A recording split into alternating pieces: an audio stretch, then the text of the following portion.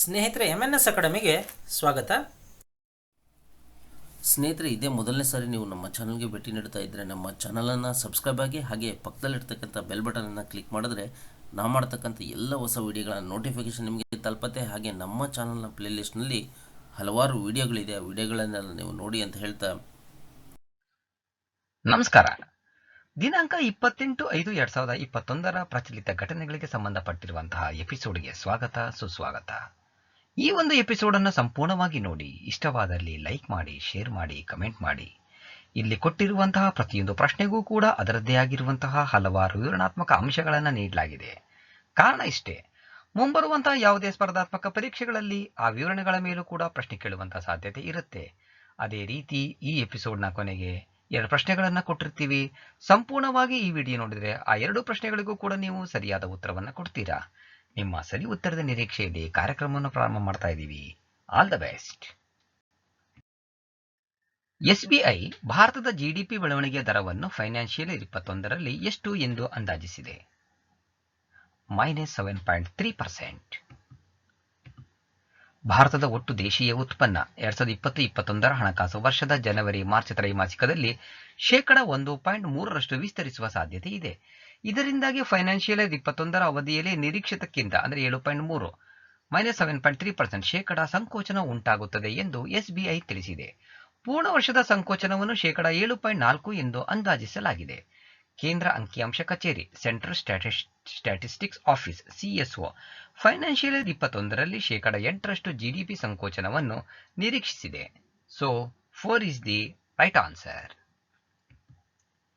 India GDP projected financial 2021-22 UBS 10%, Fitch 9.5%, UN 7.5%, SBI 10.4%, IMF 12.5%, India Rating Center Research INRA 10.1%, S&P Global Ratings 11%. ಈ ಕೆಳಗಿನವರಲ್ಲಿ ಯಾರು SBI ನಿರ್ದೇಶಕರಾಗಿ 2 ವರ್ಷಗಳ ಅವಧಿಗೆ ನೇಮಕಗೊಂಡಿದ್ದಾರೆ? ಸುಬೋಧ್ ಕುಮಾರ್ ಜೈಸ್ವಾಲ್. ಹಿರಿಯ IPS ಅಧಿಕಾರಿ ಸುಬೋಧ್ ಕುಮಾರ್ ಜೈಸ್ವಾಲ್ ಅವರು ಮೇ 25ರಂದು ಹೊಸ CBI ಮುಖ್ಯಸ್ಥರಾಗಿ 2 ವರ್ಷಗಳ ಅವಧಿಗೆ ನೇಮಕಗೊಂಡಿದ್ದಾರೆ. ಮಹಾರಾಷ್ಟ್ರ ಕೇಡರ್ನ 1985ರ ಬ್ಯಾಚ್ನ ಭಾರತೀಯ ಪೊಲೀಸ್ ಸೇವೆ ಅಂದರೆ IPS ಅಧಿಕಾರಿಯಾಗಿದ್ದ ಜೈಸ್ವಾಲ್ ಪ್ರಸ್ತುತ ಕೇಂದ್ರ ಕೈಗಾರಿಕಾ ಭದ್ರತಾ ಪಡೆ CISFನ ಮಹಾನಿರ್ದೇಶಕರಾಗಿದ್ದಾರೆ. So 4 is the right answer. List of chiefs and DGS: IB Arvind Kumar, BSF Rakesh Asthana, CRPF Kuldeep Singh, NSG MA Ganapathi, NDRF SN Pradhan, ರಾ ಸಮಂತ್ ಗೋಯಲ್. HS ದೊರೆಸ್ವಾಮಿ ಇತ್ತೀಚೆಗೆ ನಿಧನರಾದರು. ಅವರು ಒಬ್ಬ ಡ್ಯಾಶ್ ಸ್ವಾತಂತ್ರ್ಯ ಹೋರಾಟಗಾರ. ಇತ್ತೀಚೆಗೆ ಕೋವಿಡ್-19ರಿಂದ ಚೇತರಿಸಿಕೊಂಡ ಸ್ವಾತಂತ್ರ್ಯ ಹೋರಾಟಗಾರ HS ದೊರೆಸ್ವಾಮಿ ಹೃದಯ ಸ್ತಂಭನದಿಂದ ಬೆಂಗಳೂರಿನ ಆಸ್ಪತ್ರೆಯಲ್ಲಿ ನಿಧನರಾದರು. ಏಪ್ರಿಲ್ 10, 1918ರಂದು ಬೆಂಗಳೂರಿನಲ್ಲಿ ಜನಿಸಿದ ಹಾರೋಹಳ್ಳಿ ಶ್ರೀನಿವಾಸ ದೊರೆಸ್ವಾಮಿ ಕ್ವಿಟ್ ಇಂಡಿಯಾ ಚಳವಳಿ ಮತ್ತು ವಿನೋಬಾ ಭಾವೆ ಅವರ ಭೂದಾನ ಚಳವಳಿಯಲ್ಲಿ ಭಾಗವಹಿಸಿದ್ದಕ್ಕಾಗಿ ಹೆಸರುವಾಸಿಯಾಗಿದ್ದಾರೆ. ಬೆಂಗಳೂರಿನಲ್ಲಿ ಸರೋವರಗಳನ್ನು ಪುನರುಜ್ಜೀವನಗೊಳಿಸುವ ಅಭಿಯಾನ ನಡೆಸಿದ್ದರಿಂದ ಕರ್ನಾಟಕದ ನಾಗರಿಕ ಸಮಾಜ ಚಳವಳಿಗಳಲ್ಲಿ ಅವರು ಪರಿಚಿತ ವ್ಯಕ್ತಿಯಾಗಿದ್ದರು. So 3 is the right answer. NASA ತನ್ನ ಮೊದಲ ಮೊಬೈಲ್ ರೋಬೋಟ್ ಅನ್ನು 2023ರ ಕೊನೆಯಲ್ಲಿ ಚಂದ್ರನ ಮೇಲೆ ಇಳಿಸಲು ಯೋಜಿಸುತ್ತಿದೆ. ಈ ರೋಬೋಟ್ನ ಹೆಸರೇನು? ವೈಪರ್. ನಾಸಾ ತನ್ನ ಮೊದಲ ಮೊಬೈಲ್ ರೋಬೋಟ್ ಅನ್ನು 2023ರ ಕೊನೆಯಲ್ಲಿ ತನ್ನ ವಾಣಿಜ್ಯ ಚಂದ್ರನ ಪೇಲೋಡ್ ಸೇವೆ CLPS ಕಾರ್ಯಕ್ರಮದಡಿ ಚಂದ್ರನ ಮೇಲೆ ಇಳಿಸಲು ಯೋಜಿಸುತ್ತಿದೆ. ರೋಬೋಟ್ ಚಂದ್ರನ ಮೇಲ್ಮೈಯಲ್ಲಿ ಮತ್ತು ಕೆಳಗೆ ಮಂಜು ಮತ್ತು ಇತರ ಸಂಪನ್ಮೂಲಗಳನ್ನು ಹುಡುಕುತ್ತದೆ. ರೋಬೋಟ್ನ ಹೆಸರು volatiles investigating polar exploration rover, that is VIPER. ಅದು ಚಂದ್ರನ ದಕ್ಷಿಣ ಧ್ರುವಕ್ಕೆ ಹೋಗುತ್ತದೆ. So 1 is the right answer. ಹದಿಹರೆಯದವರಲ್ಲಿ ಕೋವಿಡ್-19 ಅನ್ನು ತಡೆಗಟ್ಟುವಲ್ಲಿ ಅದರ ಲಸಿಕೆ 100% ಕಂಡುಬಂದಿದೆ ಎಂದು ಯಾವ ಲಸಿಕೆ ತಯಾರಕರು ಹೇಳಿದ್ದಾರೆ? ಮಾಡಾರ್ನಾ.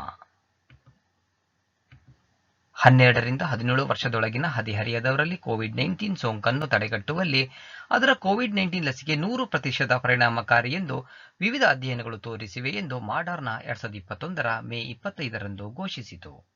So 1 is the right answer. ಇತ್ತೀಚೆಗೆ ಸುದ್ದಿಯಲ್ಲಿ ಕಂಡುಬರುವ ನಿಲೇಶ್ ಶಾ ಸಮಿತಿಯು ಈ ಕೆಳಗಿನವುಗಳೊಂದಿಗೆ ಸಂಬಂಧಿಸಿದೆ. ಹೂಡಿಕೆ ನಿಧಿಗಳನ್ನು ಉತ್ತೇಜಿಸುವ ಮಾರ್ಗಗಳನ್ನು ಸೂಚಿಸುವುದು. ಅಂತಾರಾಷ್ಟ್ರೀಯ ಹಣಕಾಸು ಸೇವೆಗಳ ಕೇಂದ್ರಗಳ ಪ್ರಾಧಿಕಾರ international financial services centres authority IFSCA ಜಾಗತಿಕ ಉತ್ತಮ ಅಭ್ಯಾಸಗಳ ಆಧಾರದ ಮೇಲೆ ಸಮಗ್ರ ಮತ್ತು ಸ್ಥಿರವಾದ ನಿಯಂತ್ರಕ ಚೌಕಟ್ಟನ್ನು ಅಭಿವೃದ್ಧಿಪಡಿಸುವ ಪ್ರಯತ್ನದಲ್ಲಿ ವ್ಯಾಪಾರವನ್ನು ಸುಲಭಗೊಳಿಸುವ ಬಗ್ಗೆ ವಿಶೇಷ ಗಮನ ಹರಿಸಿ ಇತ್ತೀಚೆಗೆ ಹೂಡಿಕೆ ನಿಧಿಗಳ ಬಗ್ಗೆ ತಜ್ಞರ ಸಮಿತಿಯನ್ನು ರಚಿಸಿದೆ. ಸಮಿತಿಯು IFSCAಗಳಲ್ಲಿನ ನಿಧಿ ಉದ್ಯಮಕ್ಕಾಗಿ ರಸ್ತೆ ನಕ್ಷೆಯಲ್ಲಿ IFSCAಗೆ ಶಿಫಾರಸು ಮಾಡುತ್ತದೆ. ಸಮಿತಿಯ ಸಂಯೋಜನೆ ಕೊಟ್ಯಾಕ್ ಮಹೀಂದ್ರಾ ಅಸೆಟ್ ಮ್ಯಾನೇಜ್ಮೆಂಟ್ ಕಂಪನಿ ಲಿಮಿಟೆಡ್ನ ಶ್ರೀ ನಿಲೇಶ್ ಶಾ ಅವರ ಅಧ್ಯಕ್ಷತೆಯಲ್ಲಿ ಈ ಸಮಿತಿಯನ್ನು ರಚಿಸಲಾಗಿದೆ. ಸಮಿತಿಯು ತಂತ್ರಜ್ಞಾನ, ವಿತರಣೆ, ಕಾನೂನು ಅನುಸರಣೆ ಮತ್ತು ಕಾರ್ಯಾಚರಣೆಗಳಂತಹ ಕ್ಷೇತ್ರಗಳನ್ನು ಒಳಗೊಂಡಂತೆ ಇಡೀ ನಿಧಿ ನಿರ್ವಹಣಾ ಪರಿಸರ ವ್ಯವಸ್ಥೆಯ ನಾಯಕರನ್ನು ಒಳಗೊಂಡಿದೆ. So 1 is the right answer. ಮೋನೋಕ್ಲೋನಲ್ ಪ್ರತಿಕಾಯ ಮೋನೋಕ್ಲೋನಲ್ ಆಂಟಿಬಾಡೀಸ್ಗಳಿಗೆ ಸಂಬಂಧಿಸಿದಂತೆ ಈ ಕೆಳಗಿನ ಯಾವ ಹೇಳಿಕೆಗಳು ಸರಿಯಾಗಿದೆ? ಅವು ಕೃತಕವಾಗಿ ರಚಿಸಲಾದ ಪ್ರತಿಕಾಯಗಳಾಗಿವೆ. ಅದು ದೇಹದ ನೈಸರ್ಗಿಕ ಪ್ರತಿರಕ್ಷಣಾ ವ್ಯವಸ್ಥೆಗೆ ಸಹಾಯ ಮಾಡುವ ಗುರಿಯನ್ನು ಹೊಂದಿದೆ.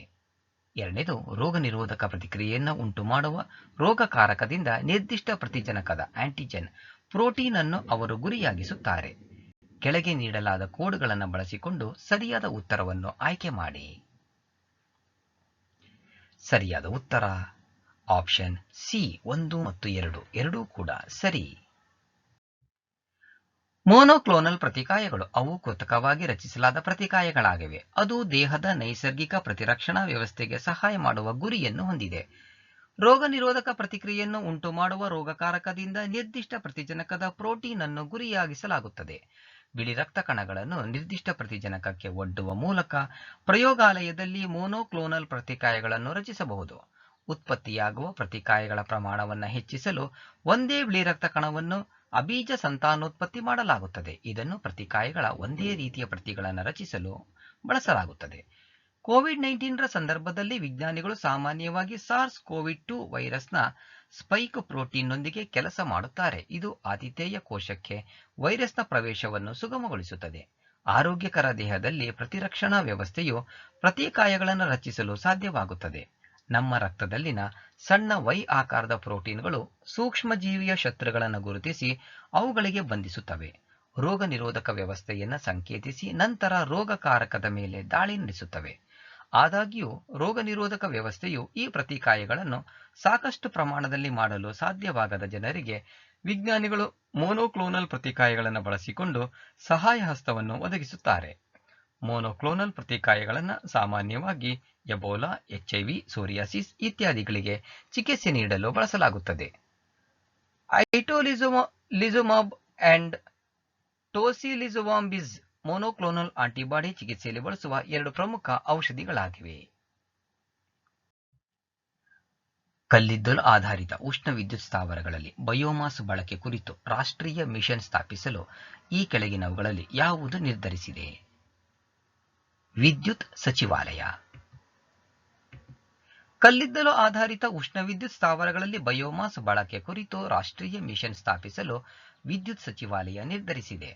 ಕೃಷಿಯ ಕಳೆಯನ್ನು ಸುಡುವಿಕೆಯಿಂದ ಉಂಟಾಗುವ ವಾಯುಮಾಲಿನ್ಯ ಸಮಸ್ಯೆಯನ್ನು ಪರಿಹರಿಸಲು ಮತ್ತು ಉಷ್ಣ ವಿದ್ಯುತ್ ಉತ್ಪಾದನೆಯ ಇಂಗಾಲದ ಹೆಜ್ಜೆಗುರುತುಗಳನ್ನು ಕಡಿಮೆ ಮಾಡಲು ಈ ಕಾರ್ಯಾಚರಣೆಯನ್ನು ಸ್ಥಾಪಿಸಲು ಸಚಿವಾಲಯ ನಿರ್ಧರಿಸಿದೆ.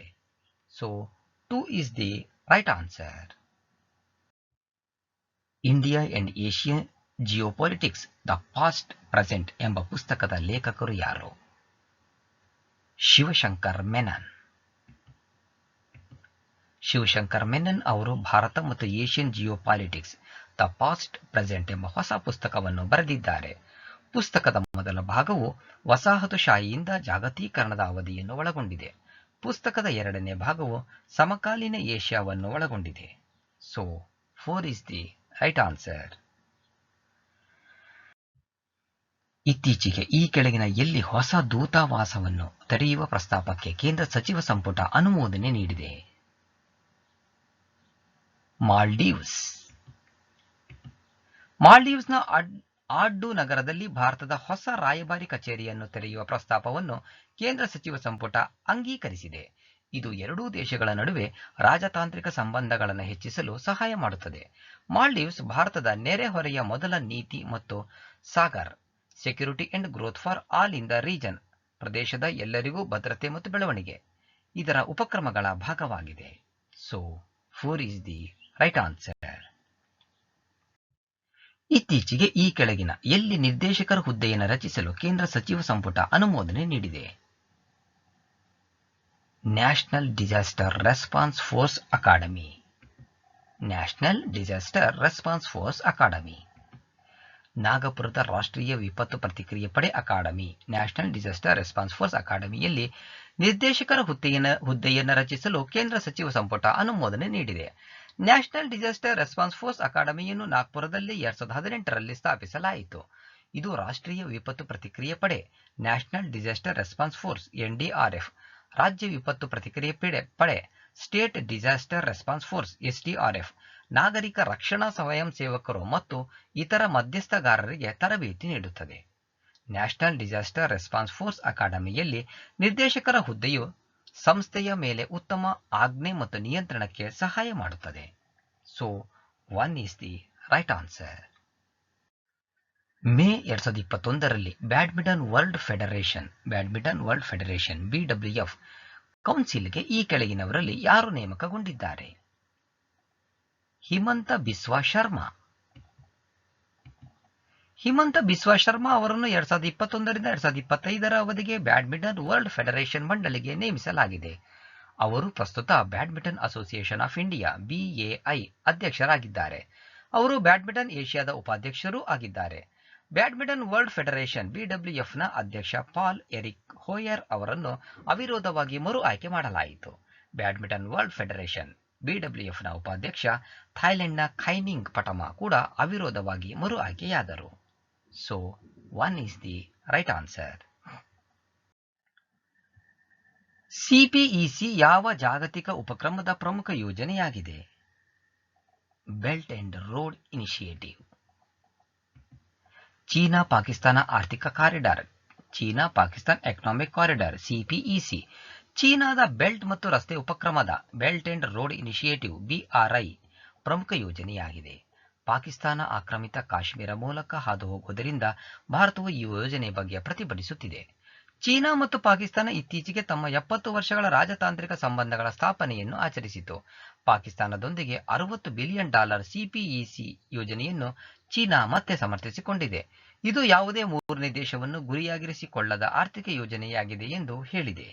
So 2 is the right answer. International atomic energy agency IAEA ಪರಮಾಣು ಮೇಲ್ವಿಚಾರಣಾ ಒಪ್ಪಂದವನ್ನು ವಿಸ್ತರಿಸಲು ಇತ್ತೀಚೆಗೆ ಯಾವ ದೇಶ ಒಪ್ಪಿಕೊಂಡಿದೆ? Iran. International atomic energy agency IAEA ಪರಮಾಣು ತಾಣಗಳಲ್ಲಿ ಕಣ್ಗಾವಲು ಕ್ಯಾಮೆರಾಗಳನ್ನು 1 ತಿಂಗಳೊಳಗೆ ಇರಿಸಲು ಇರಾನ್ ಒಪ್ಪಿಗೆ ನೀಡಿದೆ. International atomic energy agency IAEA ಮುಖ್ಯಸ್ಥ ರಾಫೆಲ್ ಗ್ರೊಸ್ಸಿ ಅವರ ಪ್ರಕಾರ ಒಪ್ಪಂದವು ಜೂನ್ 24ರಂದು ಕೊನೆಗೊಳ್ಳುತ್ತದೆ. ಇರಾನ್ 2018ರಲ್ಲಿ ಪರಮಾಣು ಒಪ್ಪಂದವನ್ನು ಕೈಬಿಟ್ಟಾಗ US ವಿಧಿಸಿದ ನಿರ್ಬಂಧಗಳಿಗೆ ಪ್ರತೀಕಾರವಾಗಿ international atomic energy agency IAEA ಜೊತೆಗಿನ ಸಹಕಾರವನ್ನು ಕಡಿಮೆ ಮಾಡಿತು. So 3 is the right answer. ಸಂರಕ್ಷಿತ ಗ್ರಹ ವರದಿ ಪ್ರೊಟೆಕ್ಟೆಡ್ ಪ್ಲಾನೆಟ್ ರಿಪೋರ್ಟ್ ಯಾವ ಸಂಸ್ಥೆಯಿಂದ ಬಿಡುಗಡೆಯಾದ ಪ್ರಮುಖ ವರದಿಯಾಗಿದೆ? UNEP. ಸಂರಕ್ಷಿತ ಗ್ರಹ ವರದಿ united nations environment programme that is UNEP ಬಿಡುಗಡೆ ಮಾಡಿದ ದ್ವೈವಾರ್ಷಿಕ ಹೆಗ್ಗುರುತು ಪ್ರಕಟಣೆಯಾಗಿದೆ. ವರದಿಯು ವಿಶ್ವದಾದ್ಯಂತ ಸಂರಕ್ಷಿತ ಮತ್ತು ಸಂರಕ್ಷಿತ ಪ್ರದೇಶಗಳ ಸ್ಥಿತಿಯನ್ನು ನಿರ್ಣಯಿಸುತ್ತದೆ. ಸಂರಕ್ಷಿತ ಗ್ರಹ ವರದಿ 2020ರ ಪ್ರಕಾರ ಜಾಗತಿಕ ಸಮುದಾಯವು ಸಂರಕ್ಷಿತ ಮತ್ತು ಸಂರಕ್ಷಿತ ಪ್ರದೇಶ ವ್ಯಾಪ್ತಿಯ ಗುರಿಯತ್ತ ಪ್ರಮುಖ ಪ್ರಗತಿಯನ್ನು ಸಾಧಿಸಿದೆ, ಆದರೆ ಗುಣಮಟ್ಟದ ಬಗೆಗಿನ ಅದರ ಬದ್ಧತೆಗಳನ್ನು ಈಡೇರಿಸಿಲ್ಲ ಎಂದು ಹೇಳಿದೆ. So 2 is the right answer. ಭಾರತದೊಂದಿಗೆ ಮುಕ್ತ ವ್ಯಾಪಾರ ಮಾತುಕತೆಗಾಗಿ ಸಮಾಲೋಚನೆ ಪ್ರಕ್ರಿಯೆಯನ್ನು ಯಾವ ದೇಶ ಪ್ರಾರಂಭಿಸಿದೆ? ಯುಕೆ. ಯುನೈಟೆಡ್ ಕಿಂಗ್ಡಮ್ ಭಾರತದೊಂದಿಗೆ ಮುಕ್ತ ವ್ಯಾಪಾರ ಮಾತುಕತೆಗಳನ್ನು ಪ್ರಾರಂಭಿಸಲು ವ್ಯಾಪಾರ ಪ್ರತಿನಿಧಿಗಳನ್ನು ಒಳಗೊಂಡ 14 ವಾರಗಳ ಸಮಾಲೋಚನೆ ಪ್ರಕ್ರಿಯೆಯನ್ನು ಪ್ರಾರಂಭಿಸಿದೆ. ಸೆಪ್ಟೆಂಬರ್-ಅಕ್ಟೋಬರ್ನಲ್ಲಿ ಮುಕ್ತ ವ್ಯಾಪಾರ ಮಾತುಕತೆಗಳನ್ನು ಔಪಚಾರಿಕವಾಗಿ ಪ್ರಾರಂಭಿಸಲು ಈ ಪ್ರಕ್ರಿಯೆಯು ಮುಂದಾಗಿದೆ. ಭಾರತವು ವಿಸ್ಕಿ, ಕಾರುಗಳು ಮತ್ತು ಸೇವೆಗಳಂತಹ ಬ್ರಿಟಿಷ್ ಸರಕುಗಳಿಗೆ ದೊಡ್ಡ ಮಾರುಕಟ್ಟೆಯಾಗಿದೆ. So 2 is the right answer. ಇತ್ತೀಚೆಗೆ ಸುದ್ದಿಯಲ್ಲಿದ್ದ ಮೇಕೆದಾಟು ಅಣೆಕಟ್ಟು ಯಾವ ರಾಜ್ಯದಲ್ಲಿದೆ? ಕರ್ನಾಟಕ. ಕರ್ನಾಟಕದ ಮೇಕೆದಾಟುವಿನಲ್ಲಿ ಕಾವೇರಿ ನದಿಗೆ ಅಡ್ಡಲಾಗಿ ಅಣೆಕಟ್ಟು ನಿರ್ಮಾಣದಲ್ಲಿ ನಿಯಮಗಳನ್ನು ಉಲ್ಲಂಘಿಸಲಾಗಿದೆ ಎಂಬ ಆರೋಪವನ್ನು ಸಲ್ಲಿಸಲು ರಾಷ್ಟ್ರೀಯ ಹಸಿರು ನ್ಯಾಯಮಂಡಳಿ ಸಮಿತಿಯನ್ನು ರಚಿಸಿದೆ. ಈ ಪ್ರದೇಶದಲ್ಲಿ ಅಣೆಕಟ್ಟು ನಿರ್ಮಿಸಲು ಕರ್ನಾಟಕ ಈ ಹಿಂದೆ ಪ್ರಸ್ತಾಪಿಸಿತ್ತು ಮತ್ತು ಈ ಪ್ರಸ್ತಾಪವನ್ನು ಕಾವೇರಿ ಜಲ ನಿರ್ವಹಣಾ ಪ್ರಾಧಿಕಾರವು 2 ಬಾರಿ ಮುಂದೂಡಿದೆ. ಸುಪ್ರೀಂ ಕೋರ್ಟ್ ಮುಂದೆ ಪ್ರಕರಣ ಬಾಕಿ ಇರುವುದನ್ನು ಉಲ್ಲೇಖಿಸಿ ತಮಿಳುನಾಡು ಸರ್ಕಾರ ಇದಕ್ಕೆ ತೀವ್ರ ವಿರೋಧ ವ್ಯಕ್ತಪಡಿಸಿತ್ತು. So 3 is the right answer. Earth system observatory ಅಭಿವೃದ್ಧಿಪಡಿಸಲು ಯಾವ ಬಾಹ್ಯಾಕಾಶ ಸಂಸ್ಥೆ ಪ್ರಸ್ತಾಪಿಸಿದೆ? ನಾಸಾ. ಅಮೆರಿಕದ ಬಾಹ್ಯಾಕಾಶ ಸಂಸ್ಥೆ ನಾಸಾ ಅರ್ತ್ ಸಿಸ್ಟಮ್ ಅಬ್ಸರ್ವೇಟರಿ ಅನ್ನು ಪ್ರಸ್ತಾಪಿಸಿದೆ. ಇದು ಹವಾಮಾನ ಬದಲಾವಣೆ, ವಿಪತ್ತು ತಗ್ಗಿಸುವಿಕೆ, ಕಾಡಿನ ಬೆಂಕಿಯನ್ನು ಹೋರಾಡುವುದು ಮತ್ತು ನೈಜ ಸಮಯದ ಕೃಷಿ ಪ್ರಕ್ರಿಯೆಗಳನ್ನು ಸುಧಾರಿಸುವ ಬಗ್ಗೆ ಪ್ರಮುಖ ಮಾಹಿತಿಯನ್ನು ಒದಗಿಸುತ್ತದೆ. ಈ ವಿನ್ಯಾಸವು ಉಪಗ್ರಹಗಳ ಸಮೂಹವನ್ನು ಒಳಗೊಂಡಿರುತ್ತದೆ. ಇದು ನೆಲದಿಂದ ವಾತಾವರಣದವರೆಗೆ ಭೂಮಿಯ ಸಮಗ್ರ 3D ಮಾದರಿಯನ್ನು ಅಭಿವೃದ್ಧಿಪಡಿಸುತ್ತದೆ. So 1 is the right answer. ಪ್ರಶ್ನೆ 1. ಹಿರಿಯ ಸ್ವಾತಂತ್ರ್ಯ ಹೋರಾಟಗಾರರಾದ ಎಚ್.ಎಸ್. ದೊರೆಸ್ವಾಮಿ ಇತ್ತೀಚೆಗೆ ನಿಧನರಾದರು. ಅವರು ಯಾವ ರಾಜ್ಯದವರು? ಹಿರಿಯ ಸ್ವಾತಂತ್ರ್ಯ ಹೋರಾಟಗಾರರಾದ ಎಚ್.ಎಸ್. ದೊರೆಸ್ವಾಮಿ ಇತ್ತೀಚೆಗೆ ನಿಧನರಾದರು. ಅವರು ಯಾವ ರಾಜ್ಯದವರು? ಎರಡನೇ ಪ್ರಶ್ನೆ. ನಾಸಾ ತನ್ನ ಮೊದಲ ಮೊಬೈಲ್ ರೋಬೋಟ್ ಆದ volatiles investigating polar exploration rover VIPER ಅನ್ನು 2023ರ ಕೊನೆಯಲ್ಲಿ ಯಾವ ಆಕಾಶ ಕಾಯದ ಮೇಲೆ ಇಳಿಸಲು ಆಯೋಜಿಸುತ್ತಿದೆ? ನಾಸಾ ತನ್ನ ಮೊದಲ ಮೊಬೈಲ್ ರೋಬೋಟ್ ಆದ volatiles investigating polar exploration rover ಅನ್ನು 2023ರ ಕೊನೆಯಲ್ಲಿ ಯಾವ ಆಕಾಶ ಕಾಯದ ಮೇಲೆ ಇಳಿಸಲು ಯೋಜಿಸುತ್ತಿದೆ? ಸೊ ಈ 2 ಪ್ರಶ್ನೆಗಳಿಗೂ ಕೂಡ ನೀವು ಸರಿಯಾದ ಉತ್ತರವನ್ನ ಕೊಡ್ತೀರಾ ಎಂಬ ನಿರೀಕ್ಷೆಯಲ್ಲಿ ಇವತ್ತಿನ ಒಂದು ಎಪಿಸೋಡನ್ನು ಮುಗಿಸ್ತಾ ಇದ್ದೀನಿ. All the best. Thank you. ಸ್ನೇಹಿತರೆ, ವಿಡಿಯೋವನ್ನು ನೋಡಿದಂಥ ಎಲ್ಲರಿಗೂ ಧನ್ಯವಾದಗಳು. ನಾಳಿನ ಪ್ರಚಲಿತ ಘಟನೆಯ ವಿದ್ಯಮಾನದೊಂದಿಗೆ ಮತ್ತೆ ನಿಮ್ಮನ್ನು ಭೇಟಿಯಾಗ್ತೀವಿ. ಅಲ್ಲಿವರೆಗೂ ಎಲ್ಲರಿಗೂ ಧನ್ಯವಾದಗಳು. ನಮಸ್ಕಾರ.